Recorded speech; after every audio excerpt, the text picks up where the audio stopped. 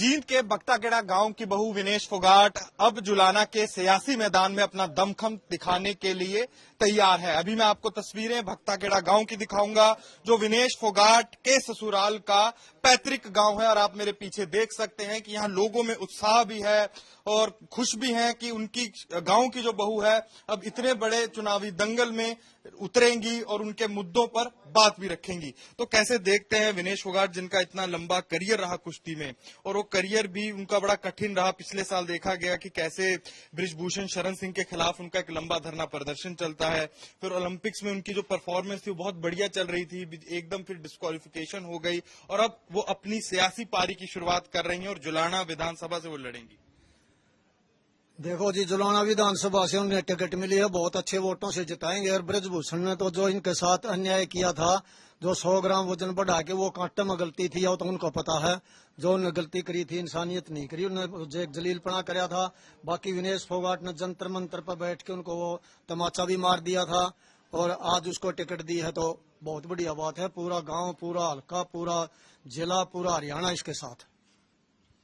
इसी बीच ये भी देखा जा रहा है सियासत हो रही है। हरियाणा के मंत्री अनिल विज बड़े विवादित बयान देते हुए दिख रहे हैं। उन्होंने अभी विनेश फोगाट को, जब उन्होंने कांग्रेस ज्वाइन की तो उन्होंने बोला कि वो भारत की बेटी से कांग्रेस की बेटी बन गई है। कैसे देखते हैं आपकी बहू पर ऐसे वार हो रहे हैं, सियासी वार? नहीं, इन लोगों को तो काम ही है, बीजेपी वाले तो इनको खिलाफ बोलना है, लेकिन ऐसी कोई बात नहीं है। हम सारे हल्के के ये चाहते हैं, जैसे हमारी बहू बेटी ने जैसे वहां पटखनी दी है विरोधियों को, इसी तरह यहाँ भी देगी और पूरे वोटों से, सबसे अधिक वोटों से हरियाणा में हमारी बहू जीतेगी। तो जो गांव के लोग हैं तैयार हैं, आप भी फिर पूरा चुनाव में उनका सहयोग करेंगे, उतरेंगे साथ? तन मन धन से पूरा सहयोग करेंगे जी हम। किन बड़े मुद्दे हैं जी जुलाना के जो आपको लगता है जिनके ऊपर विनेश फोगाट को जो चुनाव है लड़ने चाहिए? क्या बड़े मुद्दे हैं गांव के, यहाँ के, शहर के, कस्बे के? मुद्दे बहुत ज्यादा है जी। बेरोजगारी सबसे ऊपर मुद्दा है, जैसे सरपंचों पे लाठीचार्ज होना, आशा वर्कर पे होना। जैसे ये अभी अपनी आर्मी वाली 4 साल वाली लेके आए थे, इसके भी खिलाफ। तो यहाँ से बहुत सारे मुद्दे हैं बीजेपी के खिलाफ, इसलिए वोट जा रहा है क्योंकि वो नाकाम रही है। पिछले 10 साल में बहुत ज्यादा उन्होंने लोगों को परेशान किया है, इसलिए हमको लग रहा है कि अब की बार दी बेस्ट है ये हमारे लिए। और इन्होंने जैसे ओलंपिक में भी अपना पूरा दमखम दिखाया है, किसान पहलवान आंदोलन में भी दिखाया, उसी तरह ये अपना राजनीति में भी पूरा दमखम दिखाएंगे और लोगों के काम भी अच्छी तरह से करेंगी।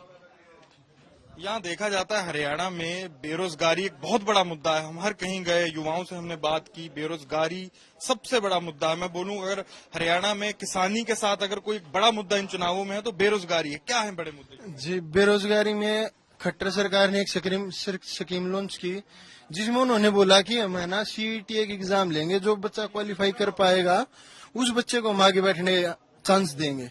तो उन्होंने क्या किया, उन्होंने उस मुद्दे से भटक के 4 गुना युवाओं को बुलाया। फिर 4 गुना युवाओं को बुला करके उन्होंने कैटेगरी वाइज 4 गुना को बुला लिया गया, जिससे पूरी तरह से कंपटीशन को किल कर दिया गया है। जो योग्य था उसको कोई चांस नहीं मिल रहा। बहुत कम बच्चे हैं, जैसे 6,500 पोस्ट के लगभग थी, 8,000 बच्चे एग्जाम दे पाए। 13 लाख बच्चों को उनके बारे में ना सोच करके उनके भविष्य को अंधकार में धकेल दिया गया। ये खट्टर सरकार की सबसे बड़ी नाकामी रही है। हरियाणा में खट्टर ने जो किया है ना, उसको हरियाणा के बच्चे, जो युवा वो भूल नहीं पाएंगे। और विनेश के लिए मैं कुछ कहना चाहता हूँ। विनेश ने है ना, जब से विनेश पैदा हुई है उसके बाद से ही इसके पापा मर गए, इसकी माँ को कैंसर हो गया। स्टार्टिंग से ही इनका जीवन संघर्षपूर्ण रहा है। फिर उन्होंने हर जगह लड़के अपने आप को साबित किया। उन्होंने बृजभूषण सिंह के खिलाफ में जंतर मंतर पर धरना दिया, उसमें वो कामयाब हो गए। बहुत से लोग सोच रहे हैं कि वो कामयाब नहीं हो पाए अपनी बात साबित करने में। वो कामयाब हैं क्योंकि बृजभूषण सिंह को टिकट नहीं मिला। अगर वो सच्चे थे तो उनको टिकट मिलता। ये बात कहीं ना कहीं बीजेपी हाईकमान भी मान रही है कि बृजभूषण शरण सिंह हैं जो उन्होंने कुछ ऐसा किया। और रही बात जुमलेबाजी, भाई नाटक प्रदर्शन करने की, तो भाई दुनिया में कोई भी लीडर ऐसा है ना जो झूठे आरोप अपनी लड़की को बैठा के देख ले वहां पे, जो अपने आप ये बोलते कि हाँ हमारे साथ ये हुआ। आज तक कहीं पे भी हम देख सकते हैं युवाओं को घसीटा गया, सरपंचों को घसीटा गया, पहलवानों को घसीटा गया, किसानों को घसीटा गया, कभी नेता को नहीं घसीटा जाता हमारे देश में। ये हमारे देश का बड़ा दुर्भाग्य है कि यहाँ पे कानून दो तरीके से बनाए गए हैं, एक अपर क्लास के लिए, एक गरीब किसान के लिए। गरीब किसान लाख रुपए का अगर कर्ज लेता है कहीं तो उसको देना पड़ता है। जींद की ये बेल्ट है, बांगड़ू बेल्ट कहा जाता है, जाट लैंड भी कहा जाता है, और हमेशा से इस इलाके में चाहे उचाना हो, निर्वाणा हो और जुलाना हो, यहाँ देखा गया कि जेजेपी का होल्ड है। पिछले चुनावों में इन तीनों सीटों पर जननायक जनता पार्टी के जो कैंडिडेट थे वो जीते थे, उससे पहले INLO के जीते थे। इस बार कांग्रेस ने एक बड़ा चेहरा विनेश फोगाट का उतारकर इस सीट को हॉट सीट बना दिया है। तो कैसे देखते हैं सियासी समीकरण? पता है भाई साहब, आपने एक सवाल पूछा था मेरे ताऊ जी से कि अनिल विज ये बोला कि वो आज बेटी कांग्रेस की होगी। बेटी बेटी होती है, बेटी किसी की नहीं होती, वो बेटी सर्व समाज की होती है। लेकिन इन लोगों ने समाज को बांटने का या बेटियों को भी बांटने का जो ये परंपरा चला रखी है ना, हरियाणा ये अडॉप्ट नहीं करता। हरियाणा एक हरा भरा प्रदेश रहा है, इसकी बड़ी सुंदरता रही है कि सभी भाईचारे एक तरीके से, आज भी समाज में बड़ी खूबसूरती है।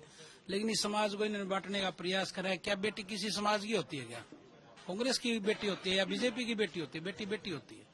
जो बीजेपी में जो बेटियां है वो भी हमारी बेटियां हैं। जो मैंने आपसे अभी सवाल किया था, सियासी जहां देखा जाता है कि जाट लैंड का इलाका है, जहां रीजनल पार्टियों का हमेशा जोर रहा है, ऊपर से कांग्रेस ने इतना बड़ा कैंडिडेट उतार के सीट को हॉट सीट कर दिया, तो कैसे देखते हैं इसको? ये तो देखो जी, लहर है, कांग्रेस की लहर चल रही है। पीछे विधायक था अमरजीत ढांडा, उसने भी हमारा काम किए हैं, उसके सारे बचे जितने काम हैं वो विनेश करेगी। तो विनेश फोगाट के नाम के अनाउंसमेंट के बाद गांव में जो लोग हैं उनमें खुशी भी है। मैंने अभी कुछ देर पहले विजुअल्स भी आपको दिखाए कि यहाँ जो लोग थे वो लड्डू बांट रहे थे, एक दूसरे को बधाइयां दे रहे थे, और साफ तौर पर जो चुनाव में उनके बड़े मुद्दे रहेंगे वो महिला सुरक्षा को लेकर रहेंगे, बेरोजगारी को लेकर रहेंगे, किसानी मुद्दे रहेंगे। और अब देखना होगा कि जुलाना का रन है वो कौन जीता है, क्योंकि विनेश फोगाट की एंट्री के बाद अब जो हरियाणा की राजनीति में ये जो सीट है वो हॉट सीट बन चुकी है। कैमरामैन अंकित सिंह के साथ अनमोल बाली की हरियाणा से रिपोर्ट। अगर ये वीडियो आपको पसंद आया है तो इसे लाइक जरूर करें। अगर चैनल अभी तक सब्सक्राइब नहीं किया है तो कर लें और नोटिफिकेशन पाने के लिए बेल आइकन भी दबा दें।